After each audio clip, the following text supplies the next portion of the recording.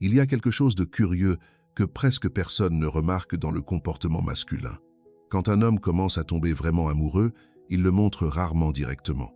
Au lieu de mots, il commence à observer, à mesurer les réactions, à tester les limites. Et le plus intéressant, c'est que beaucoup de femmes confondent ces tests avec un manque d'intérêt, alors qu'en réalité, ce sont les signes de quelque chose de beaucoup plus profond qui se passe en lui. Dans cette vidéo, nous allons examiner ce qui se passe exactement dans la tête d'un homme quand il commence à vraiment s'attacher, ce qu'il observe, ce qui le pousse à se retirer, et surtout ce qu'il espère apprendre à travers ces tests silencieux. Préparez-vous à comprendre l'une des dynamiques psychologiques les plus subtiles et les plus révélatrices de l'amour masculin. Avant de plonger dans les aspects mystérieux de la psychologie de Jung, je vous invite à vous abonner à la chaîne si ce n'est pas encore fait.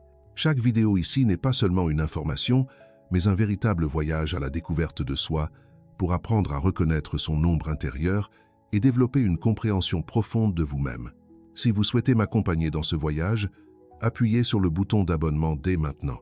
Et si vous trouvez ce sujet utile, commentez un. Si vous ne vous sentez pas encore connecté, appuyez simplement sur 0. Chaque retour est une motivation pour que notre chaîne continue d'offrir des contenus profonds, vous aidant à mieux vous comprendre. Commençons selon les principes de la psychologie de Carl Jung. Lorsqu'un homme est sincèrement intéressé par une femme, quelque chose change dans la structure interne de son psychisme.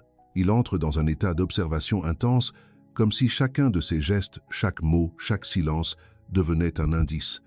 Mais ce qui semble n'être que de la curiosité est en fait une forme inconsciente de protection.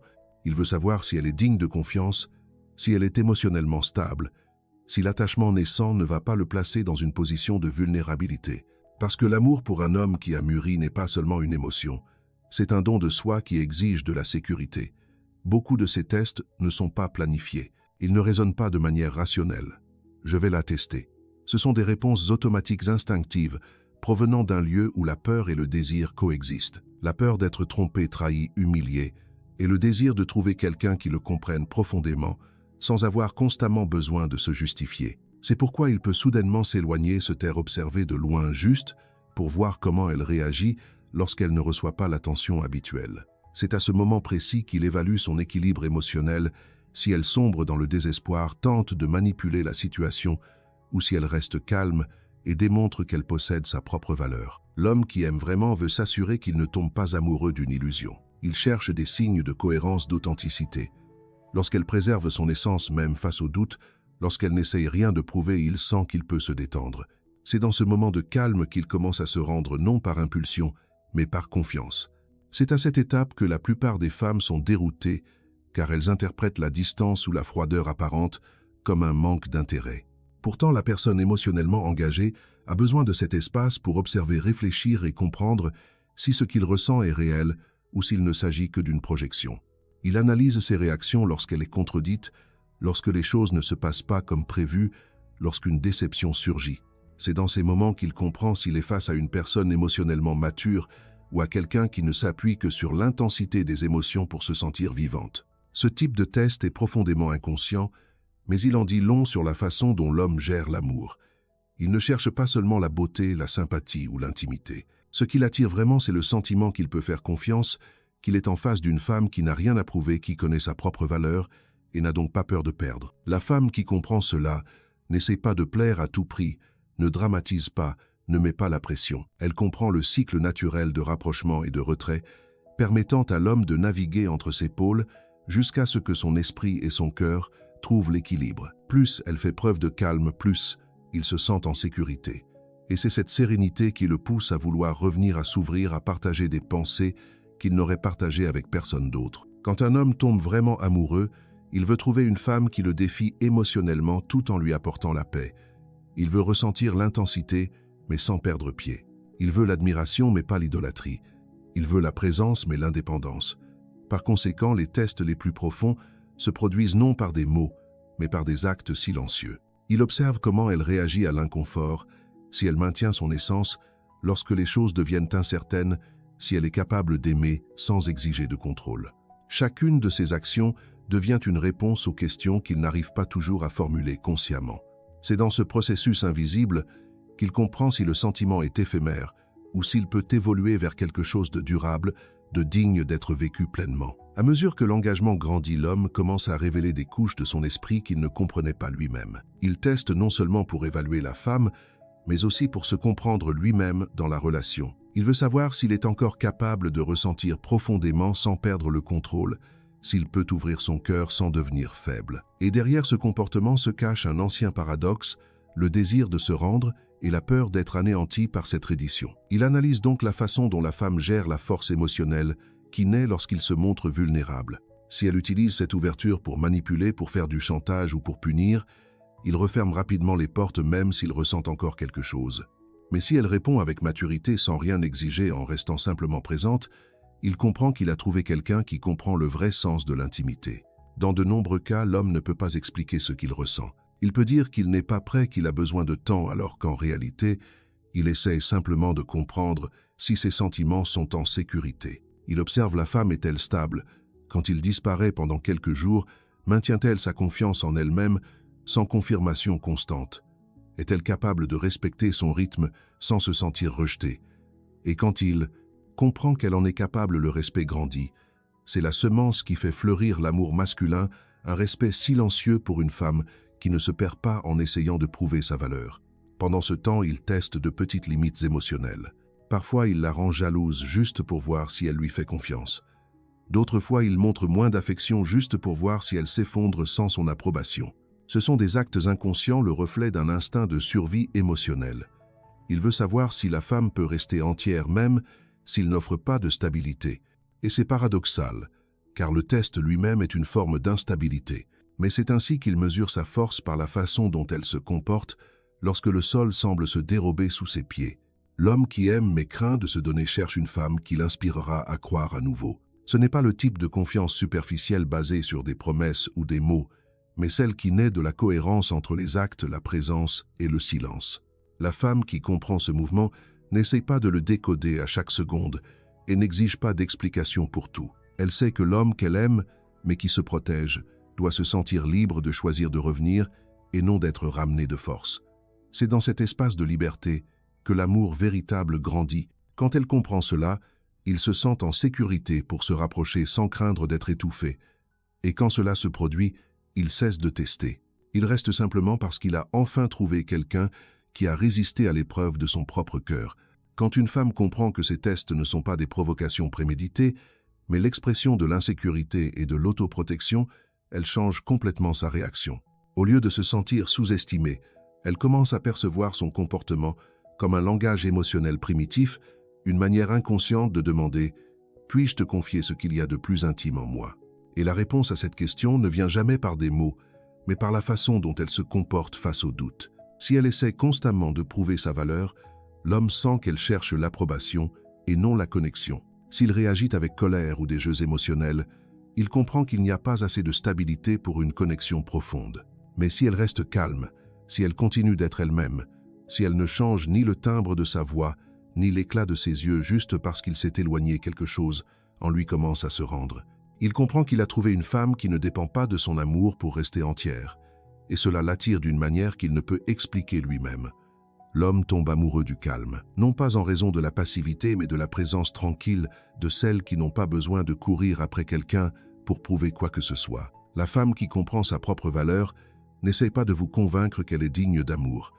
Elle est simplement, et cette authenticité désarme. Progressivement, il abandonne les tests car il sent qu'il connaît déjà la réponse. Aucun jeu, aucune stratégie, aucun masque ne résiste à l'énergie d'une femme sincèrement authentique et émotionnellement équilibrée. Ce type de présence provoque chez l'homme une admiration profonde. Il commence à vouloir protéger, prendre soin et se rapprocher non pas parce qu'elle l'exige, mais parce qu'elle l'inspire. Et c'est cette différence qui définit l'amour mûr. Il ne naît pas du besoin mais du choix. L'homme choisit de rester là où il se sent en paix, et la femme qui comprend cela n'essaie pas d'accélérer le processus. Elle laisse le temps révéler la vérité, car elle sait que lorsqu'un homme trouve la sécurité émotionnelle chez une femme, le lien qui se forme est pratiquement incassable. À partir de ce moment, il commence à baisser sa garde, à partager des pensées et des peurs qu'il n'avait jamais osé révéler à personne. Il commence à montrer le côté fragile qu'il a toujours caché, car il sent qu'il ne sera finalement pas jugé. Et quand cela se produit, l'amour cesse d'être un champ de bataille et devient un espace de guérison. C'est dans ce silence confiant, dans cet espace de compréhension mutuelle, que l'homme tombe vraiment amoureux, non seulement de son apparence, mais de sa présence, de son énergie stable et de sa capacité à accepter sans essayer de préférer. Controller. Avec le temps, l'homme commence à comprendre que cette femme ne réagit pas comme les autres qu'il a connues. Elle ne demande pas, ne supplie pas, n'exige pas d'explication à chaque absence. Elle l'observe calmement, et cette imperturbabilité l'intrigue. Il comprend qu'elle est différente parce qu'elle ne cherche pas d'approbation. Et c'est pourquoi elle lui inspire un respect presque instinctif. Ce type de respect qui ne peut être acheté, gagné ou extorqué par la force. C'est le respect qui naît lorsque quelqu'un fait preuve d'équilibre émotionnel face à l'incertitude. Il commence à voir en elle quelque chose de rare, la cohérence. Même quand les mots manquent, même quand le silence ou la confusion règnent, elle reste elle-même. Elle ne change pas son essence pour plaire, n'impose pas la réciprocité, ne s'adapte pas pour correspondre à ses attentes. Cette fermeté silencieuse le désarme complètement. Il comprend même inconsciemment qu'il est en face d'une femme qui n'a pas besoin de lui pour être entière, mais qui le choisit quand même. Et c'est cette liberté qui le lie. Quand l'homme sent qu'il n'est pas manipulé, il commence à faire confiance. Et la confiance est le sol sur lequel pousse l'amour véritable. Elle ne lui oppose pas de mots tranchants et n'essaie pas de prouver qu'elle est meilleure que les autres. Elle démontre seulement par de petites actions qu'elle a confiance en elle, qu'elle est émotionnellement mature, qu'elle sait attendre sans se perdre. Cette patience, cette absence de désespoir, touche quelque chose de profond dans l'esprit masculin, comme si pour la première fois il pouvait respirer dans une relation. À partir de ce moment, le test change de forme. Il ne s'agit plus d'elle, mais de lui. Il commence à se demander « Pourquoi est-ce que je me protège autant? Qu'est-ce qui m'empêche de me rendre ?»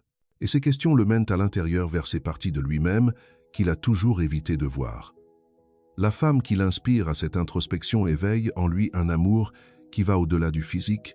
Elle le pousse à vouloir devenir meilleur, non pas pour la conquérir, mais parce qu'il se sent interpellé par son énergie calme et équilibrée. C'est ainsi que se produit la transformation. L'homme qui testait auparavant commence à se révéler. Il échange le contrôle contre le don de soi, la peur contre la confiance, le silence contre la présence. Il comprend qu'aimer n'est pas perdre le pouvoir, mais trouver quelqu'un qui le fait se sentir en paix avec lui-même. Quand il découvre cela, l'amour cesse d'être un jeu de force et devient un miroir de croissance mutuelle. Parce que c'est à ce moment que l'amour, selon la vision de Jung, dépasse le plan émotionnel et entre dans le territoire de l'âme.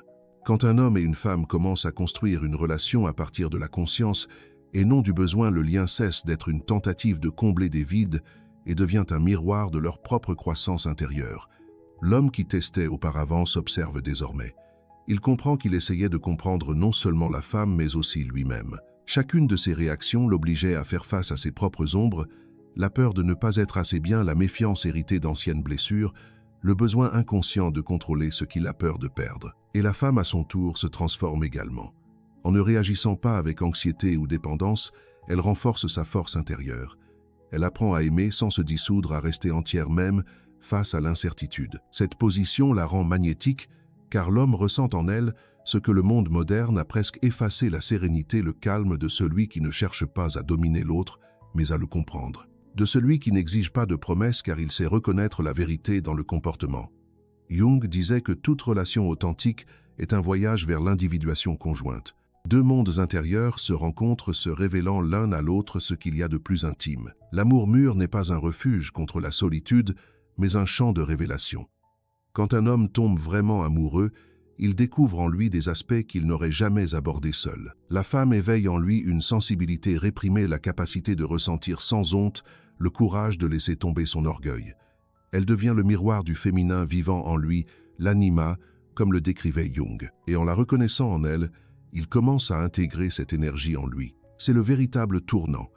La relation cesse d'être une arène de test et se transforme en un processus de guérison. L'homme n'a plus besoin de prouver quoi que ce soit, ni de mesurer sa valeur, car sa présence suffit déjà à lui rappeler ce qui est réel. Elle, à son tour, comprend que l'amour ne consiste pas à changer l'autre, mais à l'inspirer, à se transformer naturellement. Et c'est cette atmosphère de compréhension et de croissance silencieuse qui soutient les liens qui résistent à l'épreuve du temps. Au fond de lui, l'homme qui aime et qui teste cherche simplement à confirmer s'il a trouvé un lieu sûr où il peut se détendre.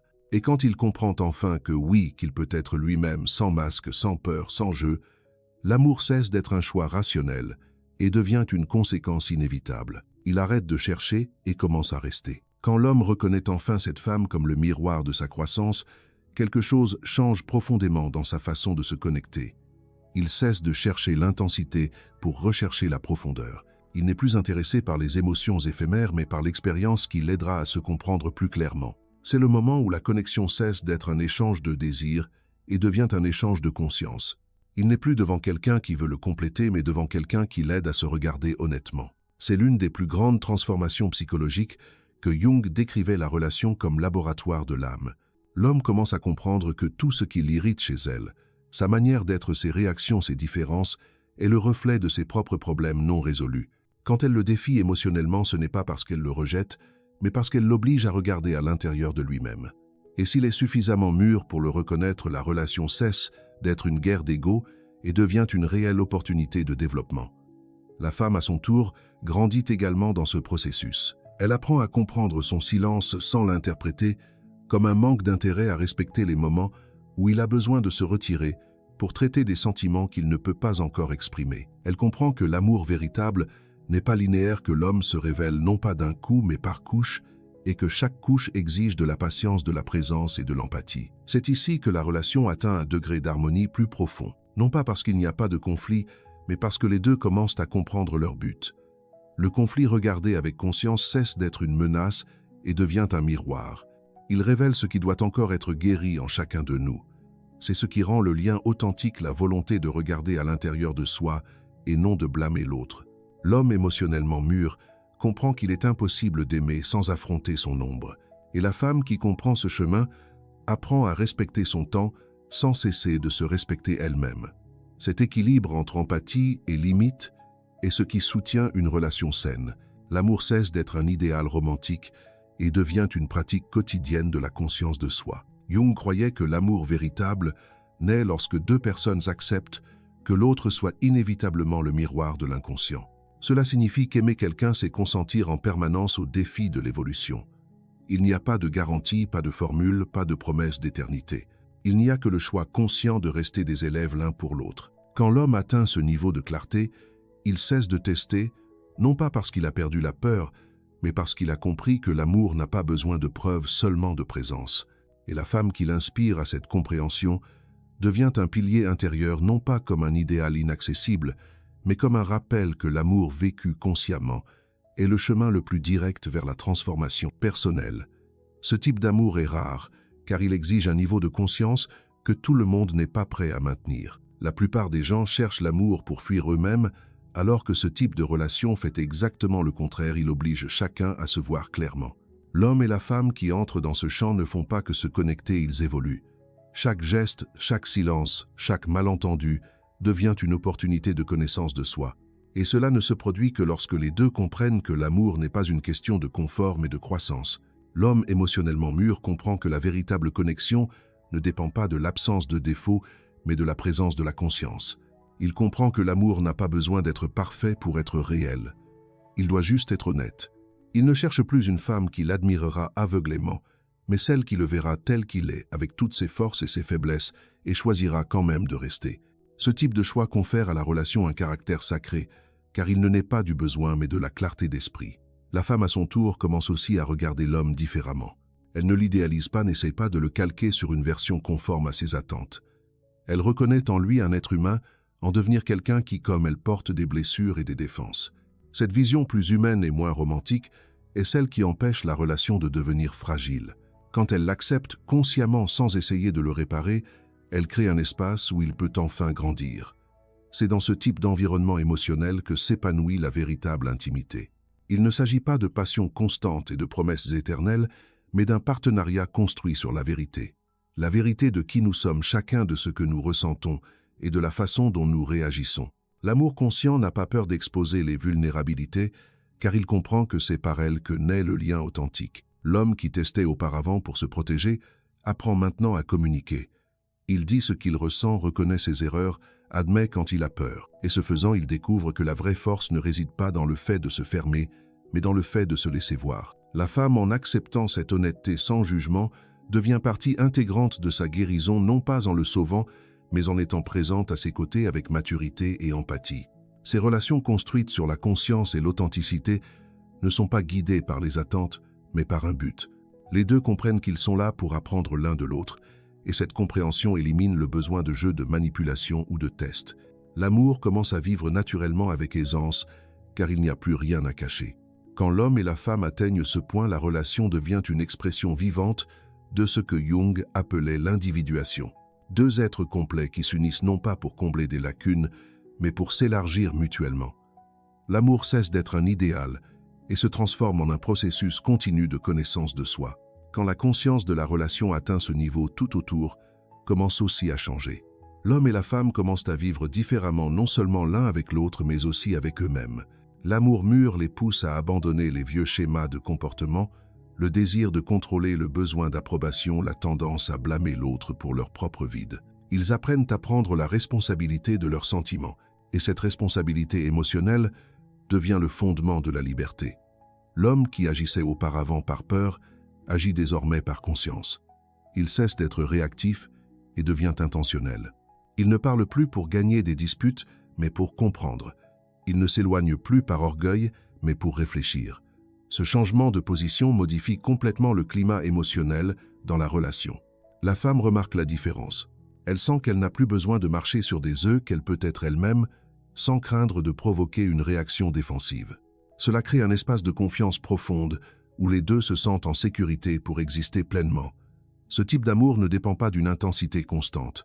Il est silencieux, mais ferme. Il n'a pas besoin de preuves grandioses, car la cohérence quotidienne parle d'elle-même. L'homme manifeste ses sentiments par des gestes subtils, par le respect, par la capacité d'écoute, par la présence. Et la femme répond avec dignité, avec sérénité, avec le calme de celui qui comprend que l'amour véritable ne se mesure pas à l'euphorie, mais à la paix qui demeure. Ce qui était un cycle de test et de défense devient un flux d'échange. L'homme commence à admirer sa force émotionnelle, et elle reconnaît en lui un partenaire capable de grandir ensemble.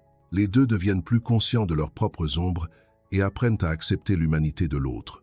Cette acceptation mutuelle confère de la profondeur à la relation, car aimer n'est pas trouver la perfection, mais apprendre à voir la beauté même dans les imperfections.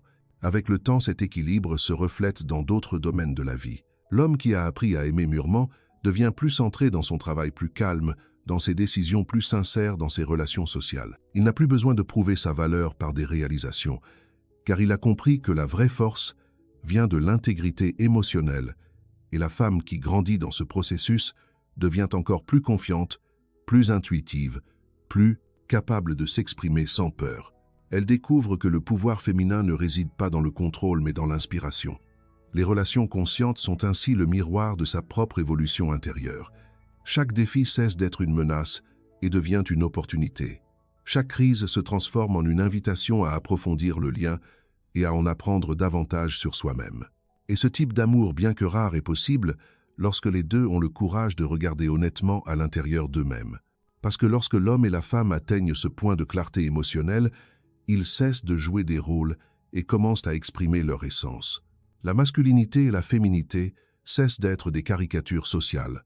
L'homme qui doit toujours être fort, la femme qui doit toujours être soumise ou émotionnelle, et commencent à se manifester comme des énergies authentiques, vivantes et complémentaires. L'homme qui se cachait derrière la rigidité commence à comprendre que la vulnérabilité n'est pas une faiblesse, mais une forme de courage. Il comprend qu'il peut ressentir, douter, demander de l'aide, sans cesser d'être entier. Il comprend que la vraie force ne réside pas dans le contrôle du monde, mais dans le contrôle de soi. Ce changement de perspective le libère de l'armure émotionnelle qui l'éloignait de sa propre humanité. Et plus, il s'en libère, plus la femme se sent en sécurité à ses côtés, non pas parce qu'il la domine, mais parce que sa présence transmet l'équilibre et la clarté. La femme, de son côté, redécouvre la force de la féminité mûre. Elle comprend qu'elle n'a pas besoin de rivaliser avec l'homme et de prouver qu'elle peut occuper le même espace de manière identique. Son pouvoir réside dans la conscience, l'intuition, la capacité de percevoir l'invisible, d'accepter ce qui est encore en cours. Quand elle vit pleinement cette énergie, l'environnement change. L'homme sent qu'il peut se rapprocher sans craindre d'être absorbé, et elle sent qu'elle peut se donner sans perdre son individualité. À ce moment, la relation cesse d'être un échange de besoins et se transforme en une danse de complémentarité. Le masculin fournit la structure, la focalisation et la direction. Le féminin offre la sensibilité, la sagesse et le rythme. L'un n'existe pas sans l'autre, et ensemble, ils forment un champ de croissance mutuelle. Cette harmonie ne signifie pas l'absence de conflit, elle signifie la maturité pour transformer le conflit en compréhension. L'homme qui vit cette expérience comprend qu'aimer une femme consciente, c'est recevoir une invitation constante à l'évolution. Elle le provoque non pas pour blesser, mais pour réveiller. Et lui, en retour, la guide fermement, non pas pour la limiter, mais pour l'aider à s'élargir en toute sécurité. C'est un échange honnête. Il propose la structure, elle propose la profondeur. Il apporte la clarté, elle apporte le sens. Cette interaction crée une relation dans laquelle les deux grandissent dans la même direction, sans avoir besoin que l'un rabaisse l'autre. Carl Jung aurait dit que lorsqu'un homme intègre son côté féminin intérieur, l'anima, et qu'une femme intègre son côté masculin intérieur, l'animus, ils cessent de projeter sur leur partenaire ce qui leur manque. Cela signifie que l'amour cesse d'être une dépendance et devient une collaboration. La nécessité cède la place au choix, la peur cède la place à la confiance, et la relation se transforme en un champ spirituel, où deux âmes s'aident mutuellement à mûrir, chacune reflétant dans l'autre la partie d'elle-même qui cherche encore l'équilibre. Ce type de connexion n'est pas mû par une passion passagère, mais par une présence consciente. C'est un amour qui n'aveugle pas, mais éveille, qui n'asservit pas, mais libère. L'homme et la femme cessent d'être des forces antagonistes et deviennent des forces qui se valorisent mutuellement. Et lorsque cet état est atteint, la relation cesse d'être une simple expérience émotionnelle. Elle devient l'expression vivante de l'évolution psychologique et spirituelle. Cette conscience élargie commence à se refléter dans toutes les sphères de la vie.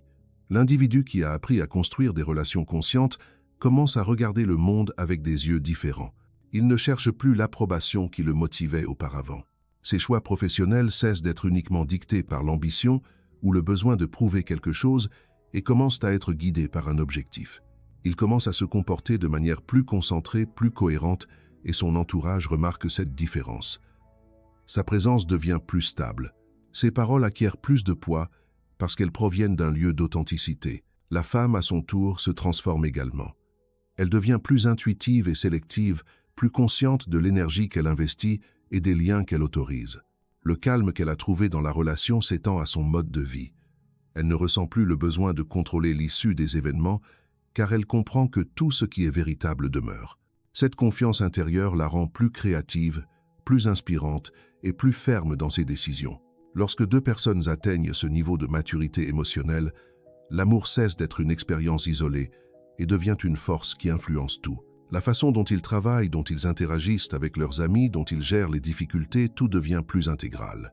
Les relations conscientes leur apprennent à écouter avant de réagir, à réfléchir avant de juger, et à agir avec clarté plutôt que par impulsion. Cela crée une nouvelle relation avec leur propre vie. L'individu désormais plus sain d'esprit comprend que l'amour n'est pas quelque chose que l'on possède, mais quelque chose qui se construit et se cultive. La femme comprend qu'il n'est pas nécessaire de se battre pour une place dans une relation saine, car elle émerge naturellement lorsque le respect et la réciprocité sont présents. Ensemble, ils deviennent des exemples vivants d'une nouvelle façon d'interagir, un modèle où la maturité émotionnelle est plus importante que le pouvoir et où la présence a plus de valeur que l'apparence. Et c'est cette harmonie que Jung considérait comme le véritable objectif des relations humaines, utiliser l'amour comme outil d'intégration. Lorsque deux personnes se rencontrent consciemment, elles ne partagent pas seulement des sentiments, elles deviennent des catalyseurs de l'évolution l'une de l'autre. Ce type de connexion ne se termine pas avec le temps, car le temps n'efface pas ce qui a été construit en profondeur. Lorsque l'amour est vécu avec une telle clarté, il redéfinit naturellement ce que nous appelons le succès. L'individu cesse de mesurer sa valeur par des réalisations externes et commence à être guidé par la cohérence interne. Il comprend qu'avoir du pouvoir sans paix est vide et que le véritable succès réside dans le fait de vivre en accord avec ses principes les plus profonds. Le travail, les ambitions, l'argent, rien de tout cela n'est rejeté, mais prend sa place celle d'instrument plutôt que de fin. Il devient plus stratégique, plus créatif, car un esprit calme travaille avec une plus grande concentration. L'amour conscient le rend plus efficace non pas par la pression mais par la clarté. La femme à ses côtés vit également cette transformation. Ce qui était auparavant de l'anxiété de contrôle devient confiance en son propre rythme. Elle ne cherche plus de reconnaissance extérieure car elle reconnaît sa valeur intérieure. Cette confiance tranquille en elle-même la rend naturellement plus attrayante et affirmée. Elle crée, décide et dirige avec sagesse, non pas pour prouver qu'elle peut, mais parce qu'elle sait qu'elle en est capable, et cela change tout. À mesure que les relations sociales deviennent plus sincères, le travail s'améliore, et la vie acquiert un sens de l'orientation indépendant des circonstances extérieures. Lorsque deux personnes mûrissent émotionnellement à ce niveau, l'amour cesse d'être une distraction et devient l'axe organisateur de la vie. Ils ne se perdent plus dans des jeux émotionnels, ne gaspillent plus d'énergie dans des disputes égoïstes, mais dirigent cette énergie vers la construction, la créativité, le service. L'homme centré devient un leader plus sensible. La femme équilibrée devient une force inspirante. Ensemble, ils reflètent ce que Jung appelait l'intégration du psychisme, où le conscient et l'inconscient, le masculin et le féminin, le rationnel et l'intuitif, commencent à collaborer plutôt qu'à rivaliser. Cette union intérieure change le mode de vie. Les ambitions demeurent mais sans anxiété. Le désir de grandir demeure mais sans le besoin de prouver quoi que ce soit. La quête spirituelle cesse d'être une fuite et devient un exercice de présence, être entier dans chaque action, dans chaque parole, dans chaque silence. L'homme apprend à agir avec détermination et la femme apprend à inspirer consciemment. Le résultat est une forme de succès qui n'a pas besoin d'être démontrée car elle est perçue naturellement. C'est ainsi que l'amour véritable influence le monde non par des discours, mais par la transformation tranquille de ceux qui l'expérimentent. Les hommes et les femmes, émotionnellement matures, rayonnent de stabilité. Où qu'ils se trouvent, ils créent l'harmonie, et c'est ce qui compte car l'évolution individuelle se déverse toujours dans le collectif. Lorsque cette harmonie intérieure se consolide, elle commence à se manifester dans les choses les plus simples, et c'est alors que la différence devient notable entre celui qui parle simplement d'équilibre et celui qui le vit réellement. L'homme et la femme qui atteignent cet état de conscience n'ont plus rien à prouver, et c'est pourquoi tout ce qu'ils font rayonne de cohérence. À mesure que les décisions deviennent plus réfléchies, le rythme de vie devient plus naturel. Ils ne se pressent pas, ne se comparent pas, ne vivent pas pour l'approbation des autres. Par exemple, la façon dont ils prennent soin de leur corps change complètement. Ce n'est plus une question d'esthétique ou de vanité, mais de respect. La discipline cesse d'être une punition et devient une forme de gratitude envers la vie elle-même. L'alimentation, le sommeil, le travail, les relations, tout commence à suivre un modèle de cohérence qui semblait auparavant inaccessible, et cela se produit non pas parce qu'ils sont devenus parfaits, mais parce qu'ils ont appris à écouter leur propre rythme. L'homme émotionnellement mature ne confond plus productivité et valeur. Il travaille intensément mais aussi par intermittence. Il comprend que le silence fait partie du processus créatif et que le repos est une forme d'intelligence. La femme, à son tour, commence à vivre plus légèrement sans s'imposer autant d'exigences. Elle reconnaît que la force sans bonté est un déséquilibre et que prendre soin de soi est un acte spirituel. Ce type de connaissance de soi crée une stabilité indépendante de ce qui se passe autour. L'argent acquiert également un nouveau sens. Il cesse d'être le centre des préoccupations et devient la conséquence de la clarté intérieure. Les personnes équilibrées prennent des décisions financières plus judicieuses, car elles ne dépensent plus pour combler des vides. Elles investissent dans des expériences qui fortifient l'âme et non dans des excès qui distraient l'esprit. L'homme qui vit en conscience comprend que la prospérité est une continuité, c'est créer de la valeur avec un objectif et une constance. La femme comprend que l'abondance est une fluidité, c'est laisser la vie couler sans craindre le manque. Même l'attitude face au temps change. Le couple conscient comprend que ce qui compte vraiment n'est pas la quantité de temps dont ils disposent, mais la qualité de la présence pendant ce temps. Ils apprennent à être là, où ils sont, à écouter vraiment, à regarder dans les yeux, à valoriser l'instant sans penser à ce qui va suivre. Cette conscience transforme le quotidien en quelque chose de sacré. Cet état de conscience, bien qu'imperceptible, est profondément transformateur. Il crée une autre vibration dans l'atmosphère, un sentiment de paix qui est contagieux. Amis, parents et même étrangers remarquent que la présence de ces personnes inspire sans avoir besoin d'enseigner, car l'équilibre est quelque chose qui se ressent avant d'être compris. C'est ainsi que l'amour conscient devient une force sociale tranquille. Il réorganise l'énergie du monde environnant en commençant par l'individu. Lorsque cette maturité s'étend aux relations sociales et familiales, son impact devient encore plus profond. L'homme et la femme qui vivent en état de conscience n'imposent pas leur vision aux autres, mais l'expriment par l'exemple personnel. Leur autorité cesse d'être autoritaire et devient naturelle, presque silencieuse. Ils n'ont pas besoin d'élever la voix pour être entendus, car le comportement parle plus fort que n'importe quelle parole.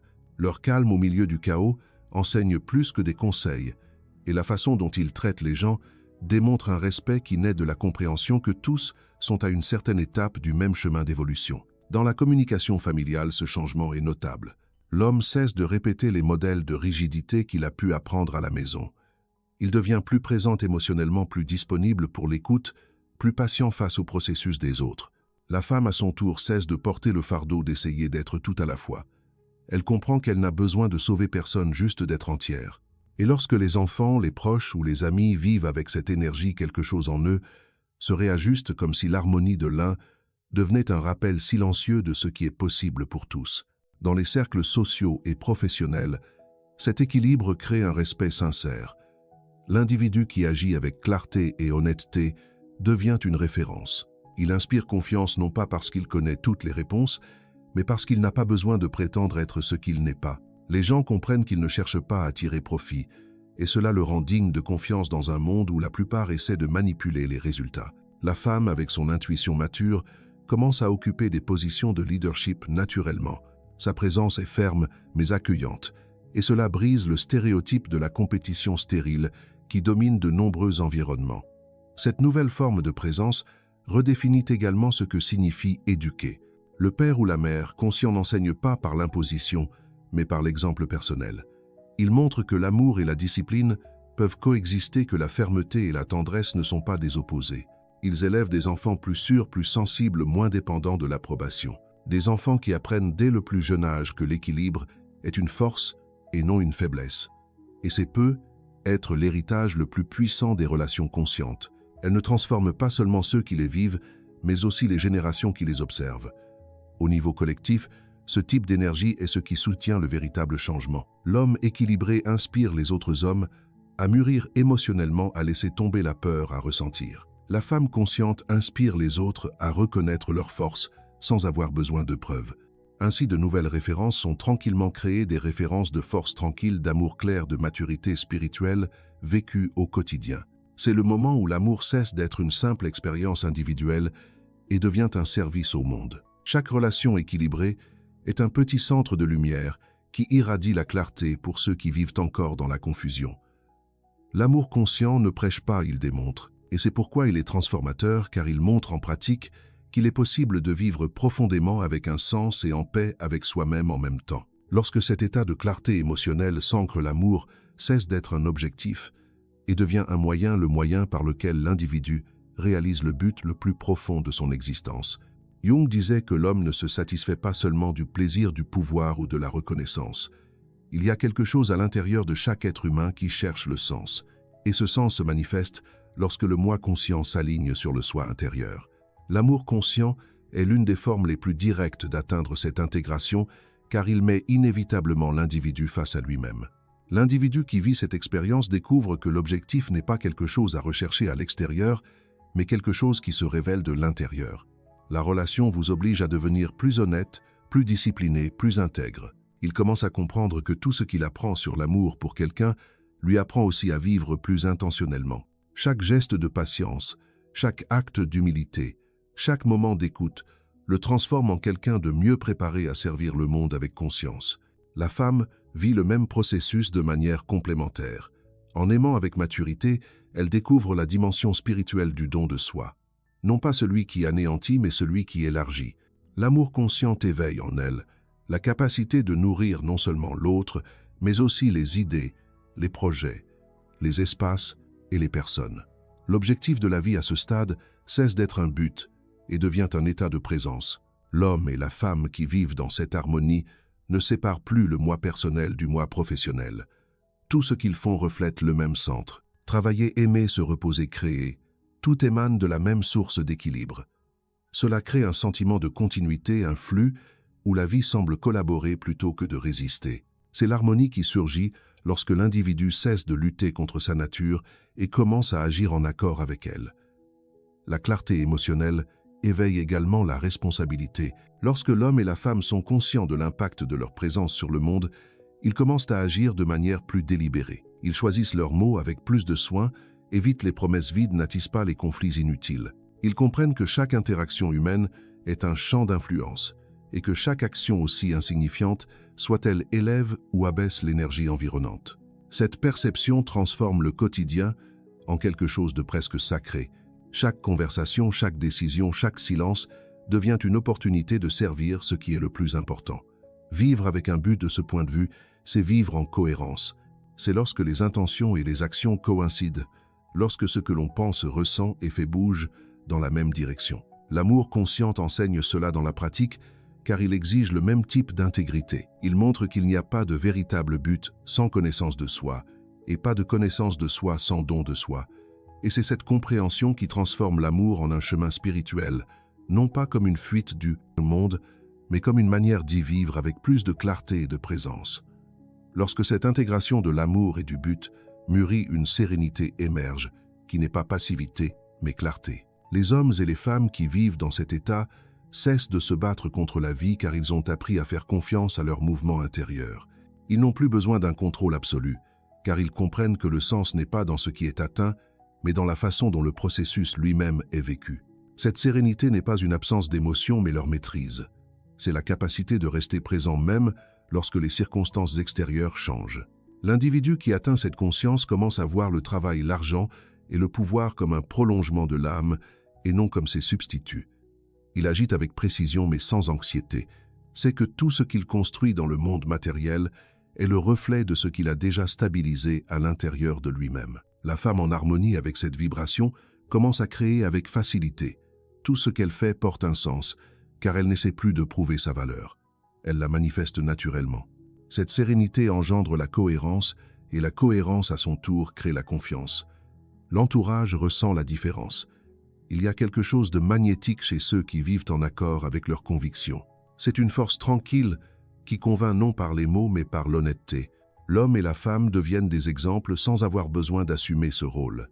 Ils vivent simplement de manière authentique, et cette authenticité éveille chez les autres le désir de faire de même. Jung décrivait cet état comme l'unification du conscient et de l'inconscient, le point où l'individu cesse d'être l'otage de ses propres impulsions et commence à agir avec une liberté authentique. Non pas la liberté superficielle de faire ce que l'on veut, mais la plus profonde, ne pas être esclave d'émotions incontrôlées, de peurs anciennes ou de désirs inconscients. C'est à ce moment que l'amour et le but se rencontrent, car les deux exigent le même type de maturité, le courage d'être éveillé. Et lorsque l'individu vit consciemment, tout ce qu'il fait acquiert une signification symbolique. Les choix prennent un sens, le temps devient plus dense, le silence se remplit de contenu. L'amour de cette manière cesse d'être une expérience émotionnelle et devient une forme de conscience. C'est une façon de voir, de sentir et d'être. Et le but dans cet état n'est plus un objectif futur, mais le reflet naturel de ce que l'individu est devenu. Lorsque l'amour et la conscience s'unissent en un seul état d'être, l'individu découvre ce que Jung appelait l'autoréalisation. C'est le point où l'ego humain, limité par les préoccupations de l'ego, commence à s'aligner sur quelque chose de plus large, le principe créateur existant en chaque personne. Dans cet état, la vie cesse d'être une quête constante de sens et devient l'expression naturelle du sens même de la vie. L'individu qui atteint une telle clarté ne vit plus en réaction au monde, mais y répond intentionnellement. Il comprend que chaque tâche est une opportunité d'intégrer ce qui est encore fragmenté en lui. Il ne fuit pas la douleur, ne nie pas les erreurs, ne cache pas les imperfections. Il apprend à tout observer avec le même regard, comprenant que le bien et le mal, le gain et la perte font partie du même processus de croissance. Et la femme, en harmonie avec cette vision, commence à percevoir sa sensibilité, non comme une faiblesse, mais comme un canal de perception plus profond de la réalité. Cet état d'intégration engendre la sérénité car il dissout le conflit intérieur. Lorsque l'homme et la femme sont conscients d'eux-mêmes, la peur diminue. Ils ne dépendent plus de garanties extérieures car ils trouvent la stabilité en leur centre même. Et cette stabilité n'est pas de l'apathie, c'est de la présence. C'est la capacité de vivre chaque instant consciemment, d'aimer, sans s'attacher, de travailler, sans se perdre dans la hâte de rêver, sans se détacher de la réalité. Jung disait que l'individu réalisé est celui qui fait de l'inconscient son allié. Lorsque les émotions, les désirs et les souvenirs refoulés cessent de dominer la conscience et commencent à être reconnus, l'individu cesse de vivre de manière fragmentée. Il commence à créer, à décider et à aimer avec la plénitude de son être. Et l'amour conscient est le laboratoire idéal pour cela, car il oblige l'individu à se voir entièrement. Lumière et ombre, impulsion et raison, peur et désir. Avec le temps, cette intégration se manifeste par un calme quasi spirituel. L'homme devient plus intuitif, la femme plus rationnelle, et tous deux plus humains. Ils comprennent qu'il n'y a pas de hiérarchie entre la raison et le sentiment. Il n'y a que l'équilibre, et cet équilibre soutient la paix intérieure. C'est l'état où l'individu n'a plus besoin de courir après le sens de la vie car il le porte déjà en lui. La sérénité cesse ainsi d'être un idéal et devient une manière d'être. L'homme et la femme qui vivent ainsi rayonnent de confiance sans prononcer un mot. Nous transmettons la paix sans rien promettre. Et peu, être sans le savoir, ils deviennent des exemples vivants de l'amour, qui n'attache pas mais libère, qui ne promet pas, mais transforme, qui ne recherche pas l'éternité, mais aspire à la présence. Lorsque l'amour et la conscience atteignent cette maturité, la sagesse cesse d'être quelque chose de théorique et commence à se manifester dans des actes simples presque imperceptibles. L'homme et la femme qui vivent dans cet état n'ont plus besoin de formules pour prendre des décisions, car ils ont appris à écouter leur propre silence. Ils agissent à partir d'un centre intérieur stable, où l'impulsion et la peur ne définissent pas la direction. C'est le discernement. Et le discernement est le fruit de l'observation de soi, de l'autre et de la vie. Dans les décisions, cela se traduit par la clarté. Ils ne réagissent pas impulsivement et ne se laissent pas guider par le ressentiment. Ils attendent le moment approprié, parlent quand c'est nécessaire, et quand le silence est plus sage, savent le maintenir. La hâte, qui était autrefois une façon d'échapper à l'incertitude, disparaît. À sa place apparaît la patience active, celle qui observe, comprend et agit au bon moment. Cette posture crée une sorte de force tranquille, qui n'a pas besoin de contrôle extérieur car elle émane de la maîtrise intérieure. Dans leur relation, cette sagesse se manifeste comme liberté avec responsabilité. L'homme ne cherche plus à être compris constamment. Il apprend à communiquer avec respect même lorsqu'il n'y a pas de réciprocité. La femme à son tour comprend que tout silence ne signifie pas un manque d'intérêt et que la présence émotionnelle a plus de valeur que l'insistance. Ensemble, ils apprennent que l'amour ne dépend pas de la perfection mais de la maturité. Et la maturité est la capacité de rester calme même lorsque l'autre est encore en train d'apprendre à se trouver. Face aux pertes et aux changements, la relation change également. La douleur cesse d'être vue comme une punition et commence à être perçue comme une partie naturelle de la croissance. L'homme et la femme conscients comprennent que tout ce qui s'en va remplit sa fonction, libérant de l'espace pour quelque chose de plus vrai. Ils ne luttent plus contre l'inévitable, mais acceptent avec sérénité ce qui vient. Cela ne signifie pas de l'indifférence, mais plutôt de la confiance. Confiance dans le flux de la vie, dans la raison silencieuse, qui dirige chaque cycle même lorsque l'esprit ne comprend pas. C'est la posture face à l'existence qui définit la sagesse pratique. Il ne s'agit pas d'éliminer la souffrance, mais de comprendre son rôle.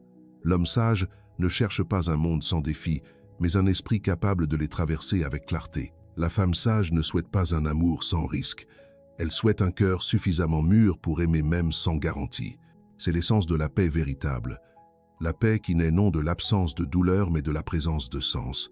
Et lorsque cette vision devient un mode de vie naturel, la vie entière est transformée. Le quotidien acquiert une nuance de révérence. Les tâches simples, préparer un café, écouter quelqu'un travailler, prendre soin de son corps, acquièrent une profondeur. Ce ne sont plus des actes automatiques, mais des manifestations de la conscience. L'homme et la femme commencent à vivre comme s'ils savaient que chaque geste est un prolongement de l'âme. Ce type de conscience se traduit naturellement par un héritage. L'homme et la femme qui vivent dans cet état ne laissent pas seulement un héritage au sens matériel. Ce qui reste d'eux, c'est la façon dont ils ont vécu. L'entourage ressent la différence. Ils observent comment ces deux-là résolvent les conflits, comment ils gèrent le temps, les pertes et le travail, et comprennent qu'il y a là un calme qui ne vient pas de la chance mais de la compréhension. Cet exemple silencieux commence à influencer l'environnement. Au travail, cette posture change le climat. L'homme qui dirigeait auparavant par la peur commence à inspirer confiance. La femme qui s'épuisait à essayer d'être entendue est désormais entendue naturellement car sa présence rayonne d'une autorité tranquille. Ils deviennent des références non pas par ambition mais par cohérence.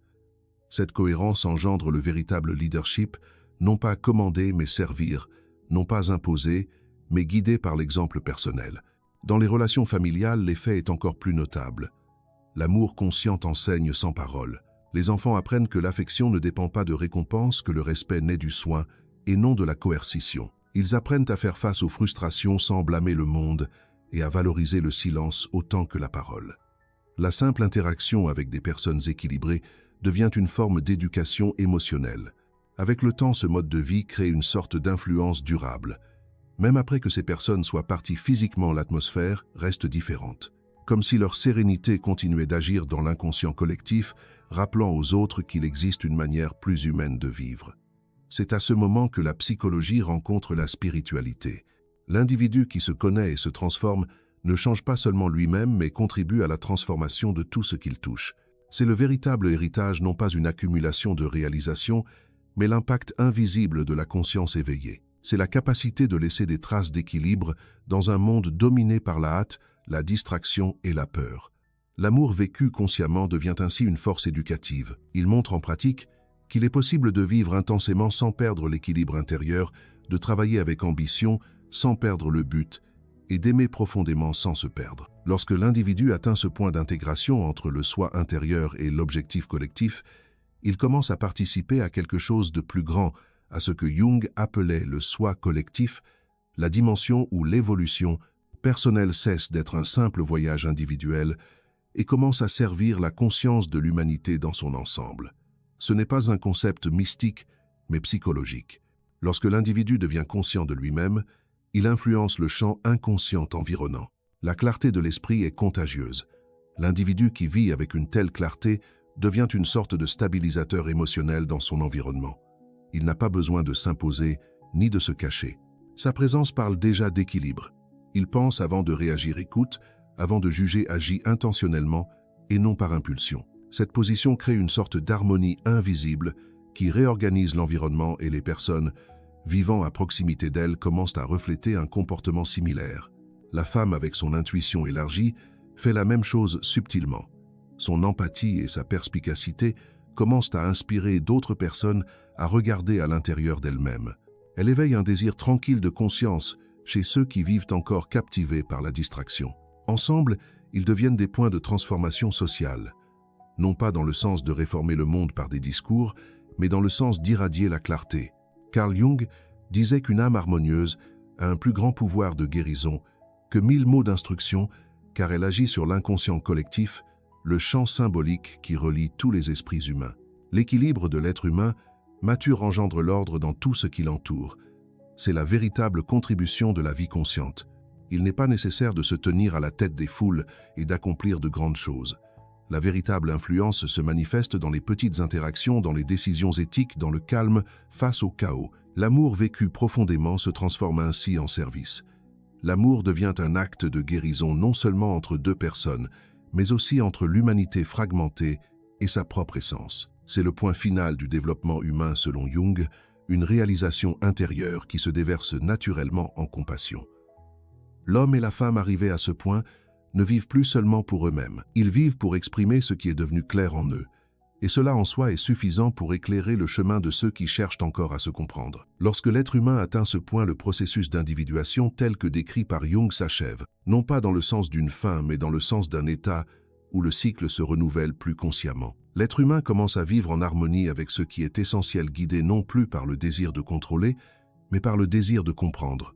L'amour à ce stade n'est plus un sentiment éphémère ni un idéal romantique. C'est une force silencieuse qui imprègne tout ce que fait l'être humain. Il se manifeste dans la façon dont il travaille, parle, regarde, enseigne et interagit. L'homme et la femme vivant à ce niveau de clarté ne deviennent pas des saints ou des êtres parfaits. Ils restent des êtres humains avec leurs erreurs, leurs doutes et leurs limites. La différence est qu'ils en sont désormais clairement conscients. Ils n'ont plus honte de l'ombre car ils ont compris qu'elle fait partie du tout. Au lieu de lutter contre ce qu'ils n'aiment pas en eux, ils l'intègrent. Au lieu de décharger leur frustration sur les autres, ils observent. Et c'est dans ce mouvement d'acceptation que fleurit l'amour véritable. Un amour qui voit tout mais ne juge rien.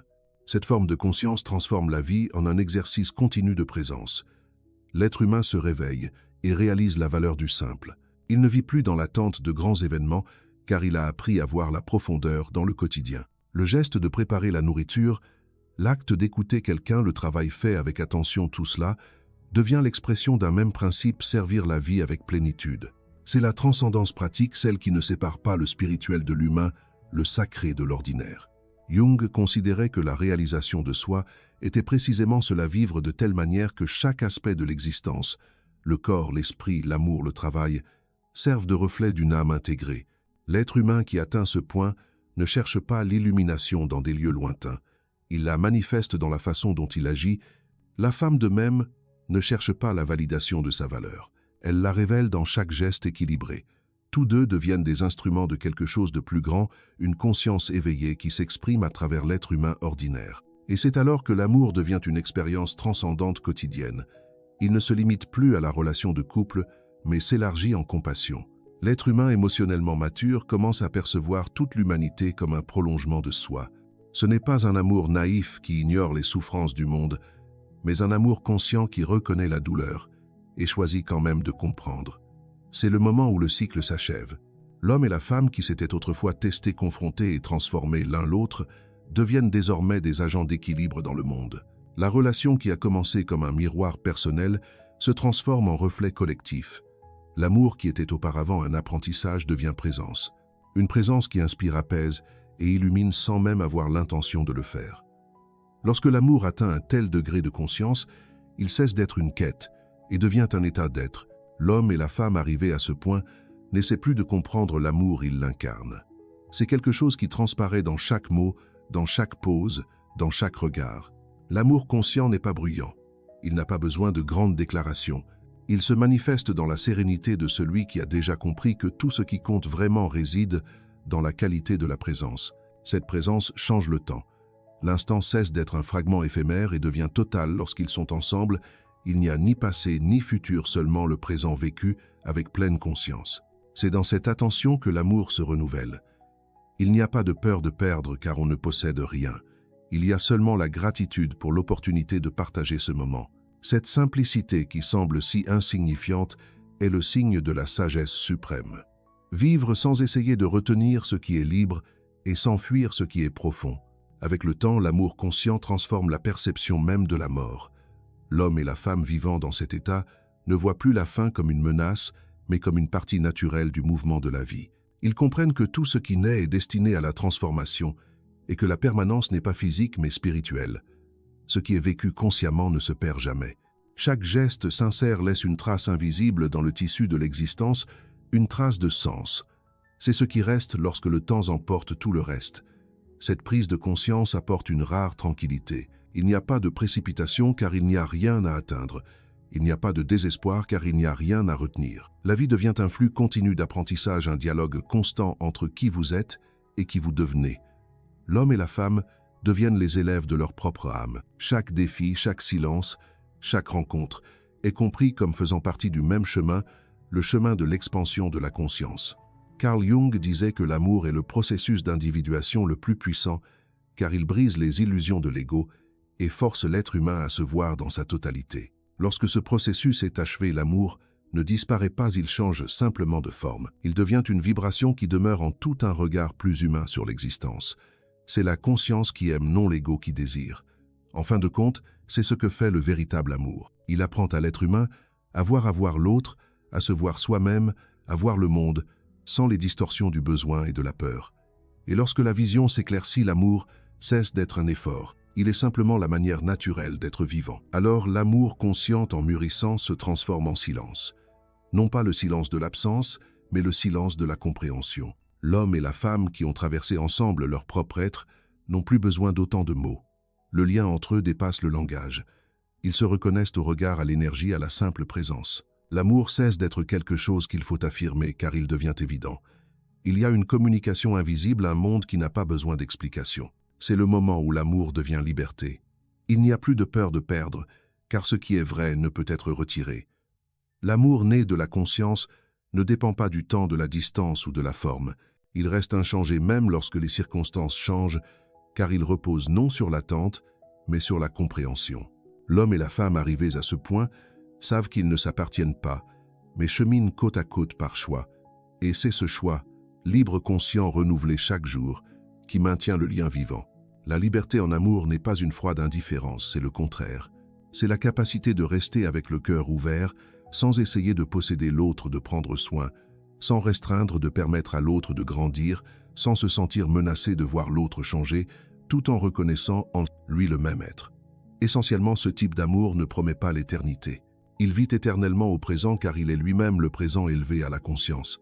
Dans la vie quotidienne, cela se manifeste par des gestes presque imperceptibles. Le respect du silence, le toucher qui accueille, sans exiger le regard qui comprend avant de juger. Les petits actes répétés avec constance crée une atmosphère où respire l'amour conscient.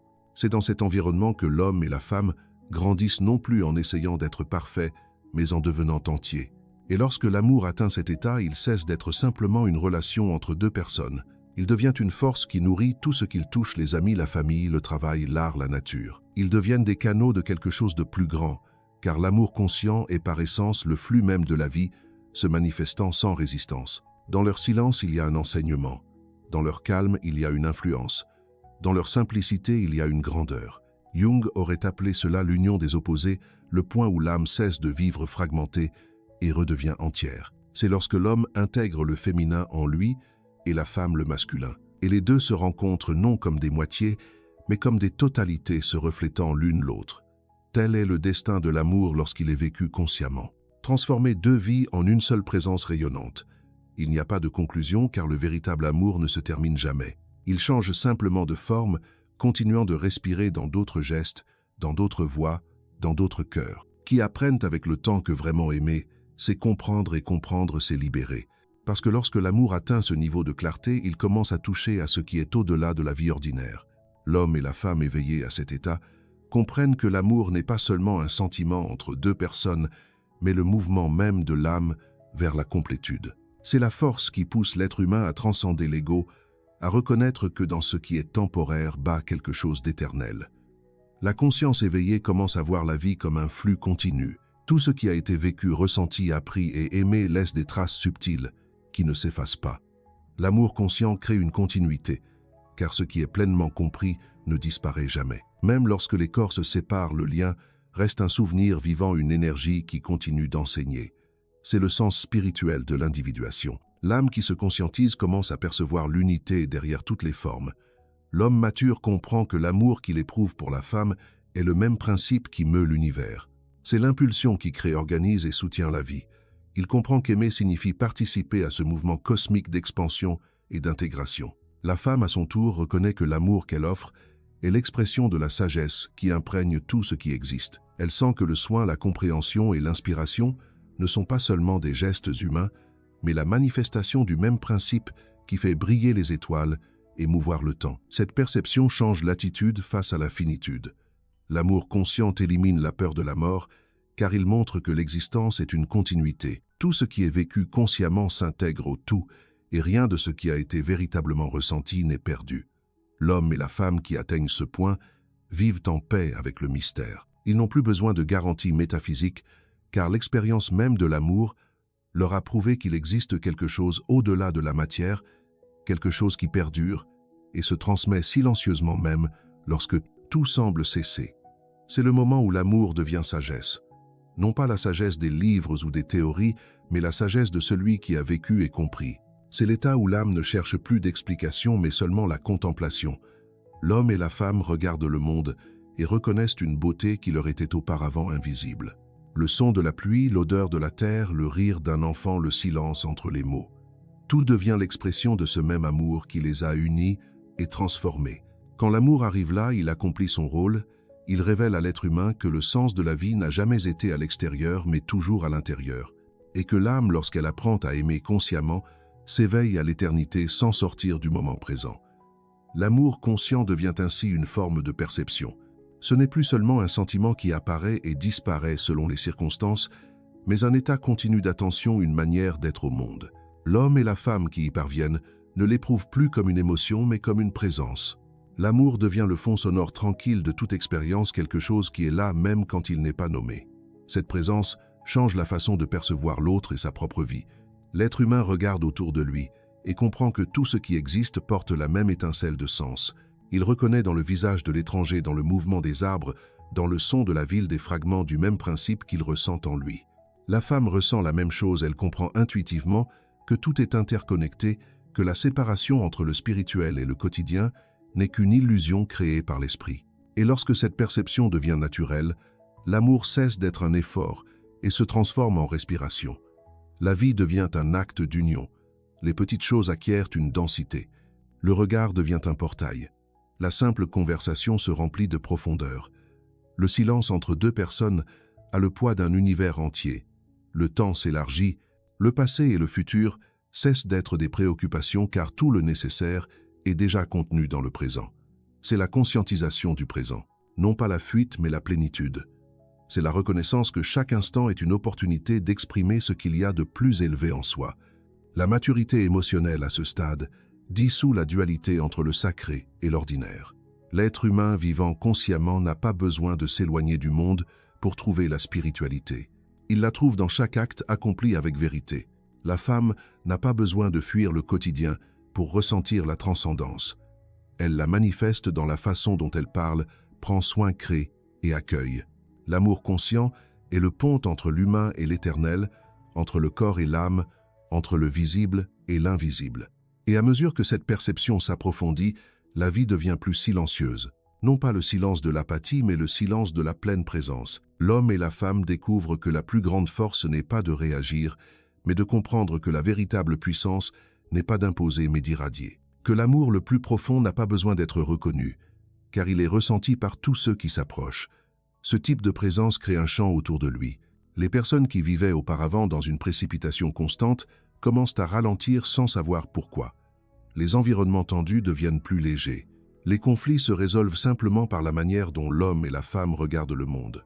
Ils ne prêchent pas, ils ne convainquent pas, ils vivent simplement. Et leur vie, dans sa simplicité, devient un enseignement. La prise de conscience de l'amour éveillé élargit la conscience. Elle traverse les frontières, les cultures, les temps.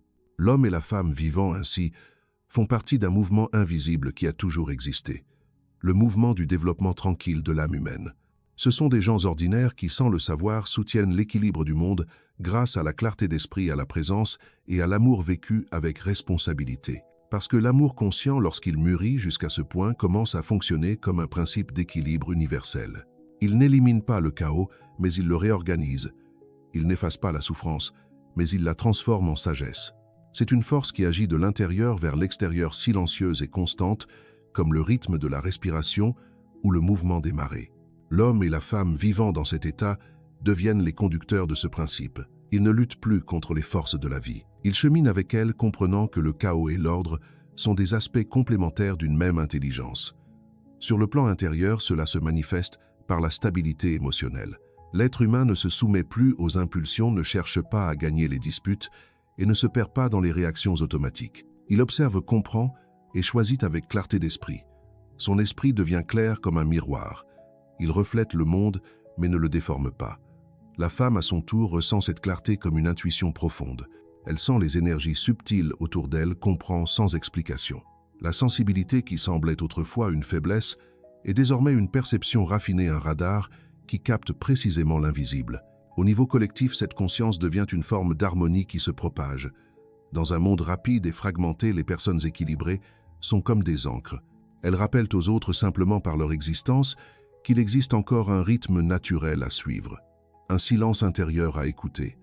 Le fait même de leur présence crée un certain ordre. L'amour conscient est ainsi une force de civilisation. Il réorganise non seulement les relations personnelles, mais aussi le champ émotionnel collectif. Lorsque cette énergie se manifeste chez plus d'une personne, elle crée une résonance. Deux êtres lumineux, même éloignés, maintiennent un lien invisible entre eux. Ils se reconnaissent au regard, au ton, à la vibration, et chacun, en vivant authentiquement, renforce l'équilibre de l'autre. Ce réseau de conscience est ce que Carl Jung aurait appelé l'expression vivante de l'inconscient collectif, un champ commun où l'élévation de l'un élève tous les autres. Cette perception change la vision de la mission et du rôle dans le monde. L'homme et la femme vivant dans un état d'amour conscient ne se souciaient plus des titres de la gloire ou de la reconnaissance. Ils comprennent que la véritable influence n'est pas d'être vu mais d'être cohérent. Chaque acte, même petit, a une force. La façon dont ils parlent à un étranger, dont ils écoutent un ami, dont ils traitent ceux qui les servent tout, devient l'expression de ce même principe qui meut l'univers, un amour clair et équilibré. Et ainsi l'amour conscient devient une pratique spirituelle au sens le plus direct du terme. Spirituel car il connecte l'esprit à la vie. Pratique car il se manifeste dans les gestes ordinaires. C'est l'amour qui nourrit, qui écoute, qui pardonne, qui enseigne, sans avoir l'intention d'enseigner. C'est l'amour qui, en existant, restaure l'équilibre de ce qui a été fragmenté, d'abord à l'intérieur, puis à l'extérieur. C'est la force silencieuse, la véritable alchimie de l'âme, transformant la douleur en compassion, la peur en clarté, la solitude en présence. Et à mesure que l'homme et la femme demeurent dans cet état, Ils commencent à comprendre que l'amour dans sa forme la plus pure n'appartient à personne. Il circule simplement à travers ceux qui sont suffisamment éveillés pour le soutenir. L'amour conscient, lorsqu'il mûrit au point de devenir action, cesse d'être une idée abstraite et commence à guider chaque décision. Les hommes et les femmes vivant dans cet état ne se demandent plus constamment ce qu'ils doivent faire. Ils savent simplement. La perspicacité est devenue naturelle car elle provient d'un lieu plus profond que la pensée. Chaque choix, aussi simple soit-il, naît d'une sensation intérieure d'harmonie ou de disharmonie. Lorsque quelque chose les rapproche de l'essence, ils suivent. Lorsque cela les en éloigne, ils se taisent. C'est l'instinct spirituel qui remplace l'impulsion émotionnelle. Cette clarté change complètement la manière de servir la vie. L'être humain qui vit consciemment comprend que le travail n'est qu'un prolongement de l'âme. Il agit consciemment et non par contrainte. Quoi qu'il fasse, cela a une direction, et cette direction vient du désir de contribuer, non du désir de conquérir. La femme, en harmonie avec ce même principe, transforme en quelque chose de vivant tout ce qu'elle touche. Son énergie ne vient pas de l'effort, mais de la création. Quoi qu'elle fasse, tout fleurit, car cela provient d'un centre équilibré. L'action motivée par l'amour conscient est silencieuse et profonde. Elle ne cherche pas la reconnaissance, mais laisse des traces. Elle ne cherche pas à être héroïque, mais change les destins. L'homme et la femme deviennent des ponts entre le visible et l'invisible. Ils travaillent, enseignent, guident, inspirent, sans s'apercevoir qu'ils transmettent quelque chose de bien plus grand que les mots, la vibration même d'un esprit en paix. Et plus ils agissent avec cette conscience, plus ils comprennent que le monde extérieur n'est qu'un reflet de l'intérieur. Les problèmes collectifs, la peur, la précipitation, le désordre, sont les projections des mêmes forces qui vivaient auparavant en eux. En se transformant de l'intérieur, ils commencent à transformer l'environnement. Voilà la véritable révolution, celle qui se produit dans le silence. Un être humain à la fois jusqu'à ce que le monde entier se réorganise autour d'un nouveau niveau de conscience. L'amour conscient enseigne qu'il n'y a pas de séparation entre le service et la vie. La vie cesse d'être quelque chose qu'il faut conquérir et devient quelque chose qu'il faut exprimer. L'homme et la femme deviennent les instruments de leur propre harmonie. Ils font ce qui est nécessaire au bon moment avec la bonne intention. Et c'est ce qui donne un sens à l'existence. Participer à l'équilibre de la vie non comme des observateurs, mais comme des co-créateurs de l'ordre invisible qui soutient tout. L'amour conscient, lorsqu'il commence à guider la vie commune, transforme la notion même d'éthique. L'éthique cesse d'être un ensemble de règles imposées de l'extérieur et devient un reflet naturel de la clarté intérieure. L'homme et la femme vivant avec cette conscience n'ont pas besoin de préceptes ou de dogmes pour bien agir. La sensibilité même devient la boussole. Ils sentent spontanément ce qui maintient l'équilibre et ce qui le perturbe.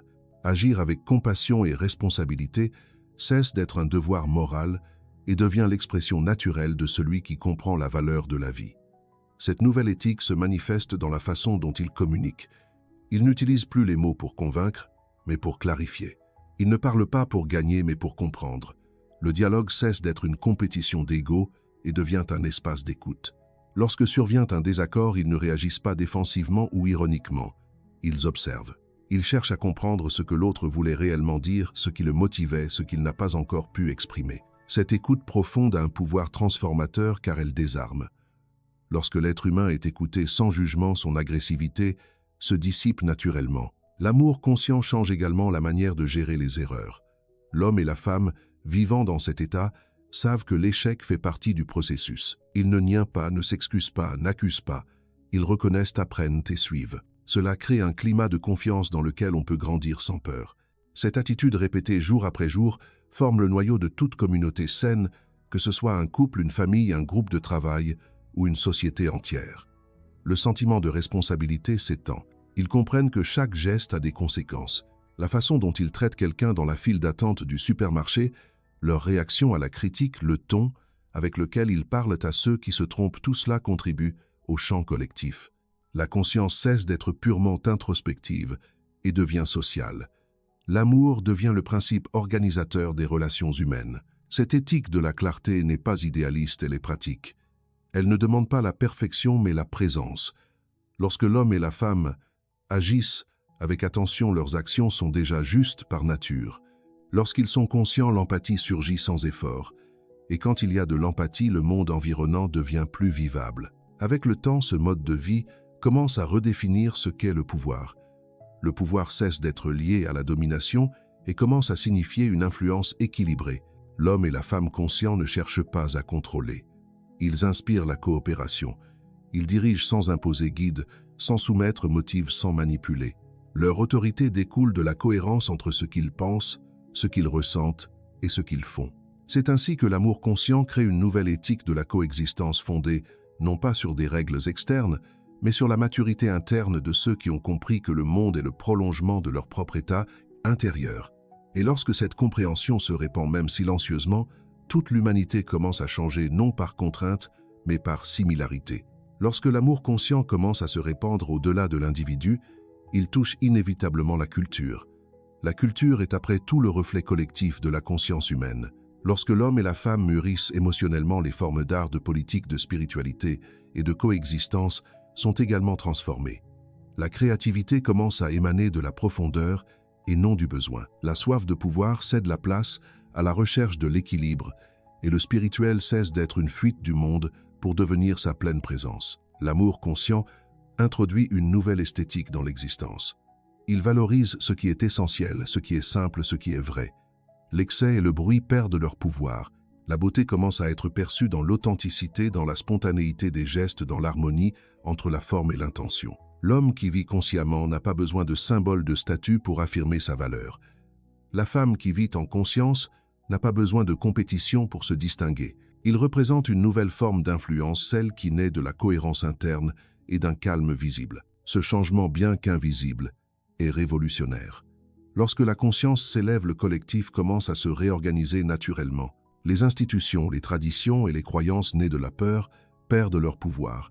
La spiritualité cesse d'être une hiérarchie et devient une communication. La foi devient confiance dans le processus de la vie et non une soumission aveugle aux structures. L'homme et la femme découvrent que la sainteté n'est pas dans les temples, mais dans la manière dont ils interagissent avec le monde, dans le respect et la gratitude, dans la façon dont ils prennent soin de ce qui existe.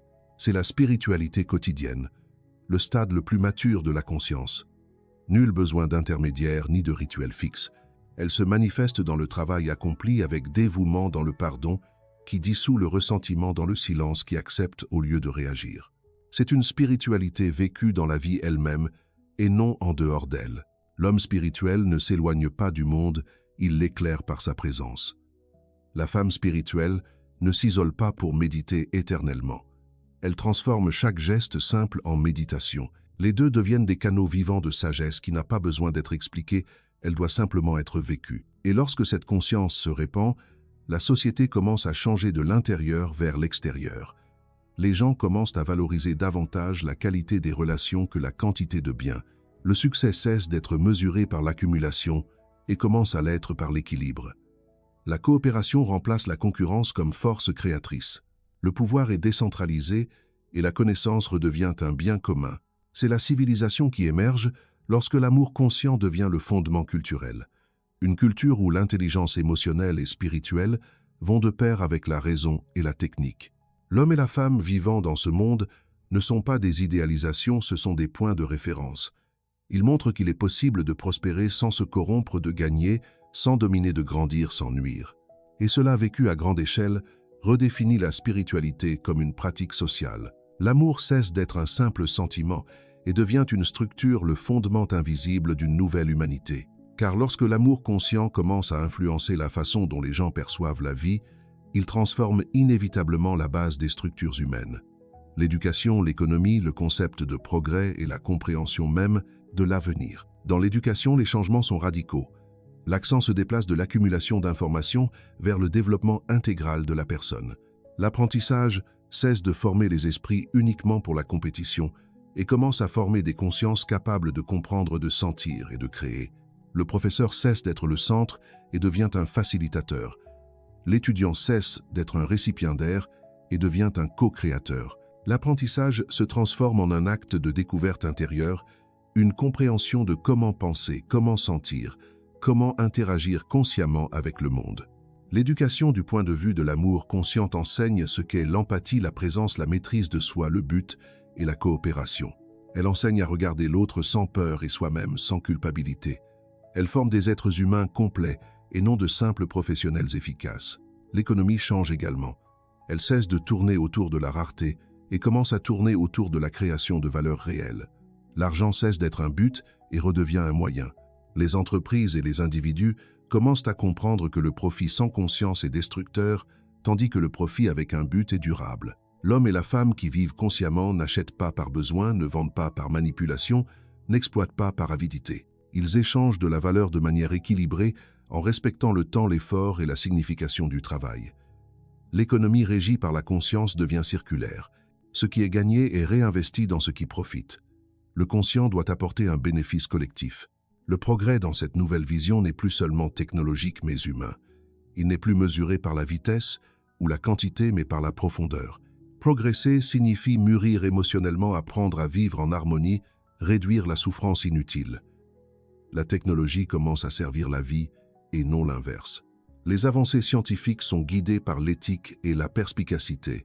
La science et la spiritualité cessent de s'opposer et entament un dialogue à la recherche de la vérité, chacune dans son propre langage.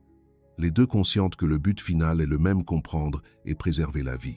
L'avenir cesse ainsi d'être une promesse lointaine et devient une construction quotidienne. L'homme et la femme, vivant dans l'amour conscient, n'attendent pas un meilleur lendemain. Ils le créent maintenant par la façon dont ils travaillent, se traitent, éduquent et inspirent. Ils comprennent que chaque geste, chaque pensée et chaque parole sont les graines de la réalité et que l'avenir n'est que le déploiement des intentions répétées au présent. Cette nouvelle humanité formée par la clarté émotionnelle et spirituelle ne sera pas composée d'utopies, mais de gens ordinaires qui ont décidé d'agir consciemment. Des gens qui ont compris que l'amour est l'acte le plus pratique et transformateur qui soit. Des gens qui ont compris que tout véritable changement commence à l'intérieur en silence, puis se répand comme la chaleur d'une flamme qui n'a pas besoin d'être vue pour réchauffer le monde. Car une fois que la conscience s'élargit et que l'amour devient l'axe de la vie, la notion même de leadership doit être réécrite. Pendant des siècles, le leader a été perçu comme celui qui mène par la force, le contrôle ou la supériorité technique. Mais dans la nouvelle culture née de la conscience émotionnelle, le leadership est d'inspirer et non de dominer. Il s'agit de guider, sans imposer, de servir, sans soumettre, d'enseigner, sans humilier. Le véritable leader est celui qui se connaît suffisamment bien pour ne pas projeter ses ombres sur les autres, qui comprend que le pouvoir est légitime seulement lorsqu'il est utilisé pour éveiller la puissance chez les autres. L'homme conscient cesse de chercher des adeptes et commence à former des consciences autonomes. La femme sage ne cherche pas à s'affirmer en opposition au masculin, mais le complète sagement. Les deux représentent un nouvel archétype de leadership, celui de l'être intégral qui a appris à unifier la force et la sensibilité, la raison et l'intuition, la détermination et l'écoute. Cet équilibre crée une autorité qui n'est pas imposée mais reconnue naturellement, car la cohérence est la forme suprême de respect. À l'échelle collective, cela change le tissu même de la société. Alors que les structures hiérarchiques commencent à se désagréger, cédant la place à des modèles circulaires collaboratifs où l'intelligence est distribuée et le mérite partagé, la concurrence cède la place à la coopération et le succès individuel n'a de sens que lorsqu'il contribue au bien commun. Les entreprises, les gouvernements, les communautés et les institutions commencent à comprendre que la prospérité sans conscience est une autodestruction et que la croissance véritable est celle qui élève le niveau de bien, être collectif. Cette nouvelle société n'est pas parfaite, mais elle est saine d'esprit. Elle reconnaît ses erreurs et les corrige humblement.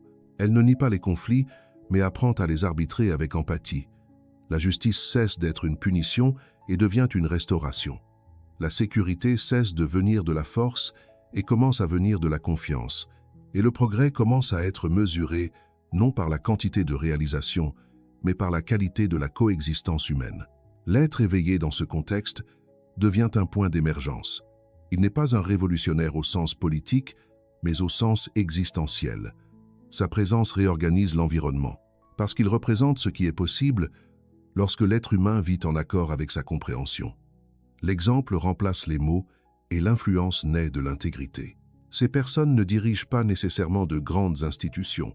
Beaucoup mènent une vie simple, mais l'impact de leur conscience est profond, car il agit au niveau invisible de la culture, au niveau des relations, des valeurs, des façons de penser. Cette forme de vie crée une civilisation où le leadership est décentralisé, distribué parmi tous ceux qui ont décidé d'agir consciemment. Chaque être éveillé devient une étincelle de stabilité dans un monde en constante évolution.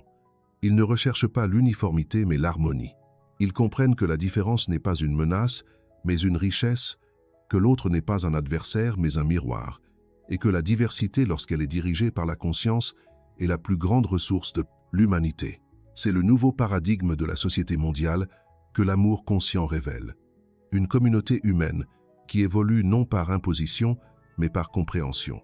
Une société qui échange la peur contre la responsabilité, la hâte contre la présence et la consommation contre la création de sens. Un monde où le pouvoir est mesuré non par qui commande, mais par qui sert. Car lorsque l'amour conscient s'enracine, non seulement dans les relations humaines, mais aussi dans la façon dont l'humanité se voit dans l'univers, quelque chose de profond se produit, la séparation entre l'homme et la nature commence à disparaître. Pendant des siècles, l'humanité a vécu dans l'illusion d'être supérieure au monde naturel, l'exploitant, le consommant et essayant de le dominer. Mais l'amour clair révèle une autre vérité. L'homme n'est pas en dehors de la nature. Il est lui-même la nature qui prend conscience d'elle-même. La forêt, la rivière, le vent et le corps partagent la même vie, le même principe, la même origine. L'homme et la femme éveillés à cette conscience commencent à se mouvoir avec révérence. Ce n'est plus une question de préservation par obligation morale ou écologique. C'est une question d'identité. Ils comprennent que blesser la terre, c'est se blesser soi-même. Cette prise de conscience change l'attitude envers toute la nourriture, les ressources, l'espace, le temps. La consommation devient un choix, non une fuite. La production commence à respecter le rythme naturel des choses et le travail cesse d'être un simple moyen de survie pour devenir une collaboration avec la vie. Ce changement de vision spirituelle et écologique peut être le plus profond de tous, car en réalisant que la vie est une, l'homme cesse de chercher la transcendance en dehors du monde et commence à la sentir en lui-même. Le ciel et la terre cessent d'être opposés. Le spirituel et le matériel fusionnent en une seule expérience de présence. L'homme et la femme spirituellement mûrs n'ont pas besoin de fuir la réalité pour trouver Dieu. Ils le trouvent dans tout ce qui est réel. Dans le son de l'eau, dans la respiration de l'autre, dans la précision d'une décision juste, dans la beauté silencieuse du quotidien. Cette nouvelle façon d'être engendre une spiritualité vivante, sans dogme, sans frontières. Les religions cessent de rivaliser pour des vérités exclusives et commencent à reconnaître qu'elles sont toutes des tentatives de décrire le même mystère. Chaque tradition garde un fragment du tout, et lorsque les fragments sont vus avec respect, ils forment une mosaïque plus grande, l'image de la conscience humaine elle-même en évolution. L'humanité qui s'éveille à cette compréhension commence à vivre de manière intégrée. La science sert à nouveau la vie. La technologie commence à être utilisée pour préserver et non pour détruire. La politique devient un moyen de coopération et non de contrôle. L'économie se transforme en un système d'échange équilibré, et la spiritualité se manifeste comme une éthique vivante applicable à la vie quotidienne. L'amour conscient est l'axe qui soutient cette transformation. Il est le point de convergence entre la raison et la foi, entre la connaissance et la sagesse, entre l'individu et l'intégralité. Lorsque l'homme et la femme vivent guidés par cette force, il n'y a plus de division entre l'humain et le divin. Tout devient l'expression de la même intelligence de la vie qui se reconnaît elle-même. Dans cet état, l'être humain cesse de craindre le destin, comprend que la vie n'est pas une ligne droite, mais un cercle, un mouvement d'expansion et de retour de naissance et de renouvellement. L'amour est le fil qui traverse ce cercle unissant tous les points. C'est ce qui connecte le début à la fin, le visible à l'invisible, l'ego au tout. Et plus cette perception se répand, plus la planète entre en équilibre, car le monde extérieur reflète toujours l'état intérieur de la conscience humaine. Lorsque l'amour conscient mûrit et devient le fondement de la vie, l'être humain atteint enfin la plus haute étape de son chemin, la conscience planétaire. Ce n'est pas une utopie lointaine, mais un état possible, celui où la raison et le cœur vont à nouveau main dans la main. L'homme et la femme, désormais clairvoyants, comprennent que le sens de l'existence n'a jamais été de conquérir le monde, mais de le comprendre. Jamais dans l'accumulation, mais dans l'alignement, avec le rythme silencieux qui soutient toutes les formes de vie. De ce point de vue, l'amour cesse d'être une émotion et devient une intelligence. Il guide les décisions, façonne les relations, inspire les projets et définit l'utilisation du pouvoir. Le monde ne change pas par décret, mais par la qualité de la conscience de ceux qui l'habitent. Et chaque être humain éveillé devient un point de lumière dans ce tissu collectif, rayonnant l'équilibre simplement en vivant en accord avec ce qu'il comprend. Carl Jung disait que le destin de l'humanité dépend de la transformation intérieure de chaque individu. Lorsque l'amour devient présence, la conscience-action, cette transformation est achevée. L'homme et la femme cessent d'être des fragments perdus et deviennent des expressions vivantes du tout des êtres qui aiment consciemment, agissent avec intention, construisent avec respect et comprennent dans le silence le plus profond que tout ce qui est vrai demeure. Ainsi le cycle s'achève. L'amour commencé comme un désir devient apprentissage, puis conscience, et enfin sagesse. Il n'y a pas de fin, il y a seulement la continuité. Car l'amour conscient ne se termine pas. Il se transforme, se multiplie et continue de soutenir dans chaque geste l'unique tâche de l'âme humaine, apprendre à voir, comprendre et aimer. Merci d'être resté avec nous jusqu'à la fin de cette vidéo. Qu'avez-vous ressenti après la leçon d'aujourd'hui? Qu'est-ce qui vous a enthousiasmé et marqué? N'oubliez pas de partager vos impressions dans les commentaires pour nous dire ce que vous en pensez.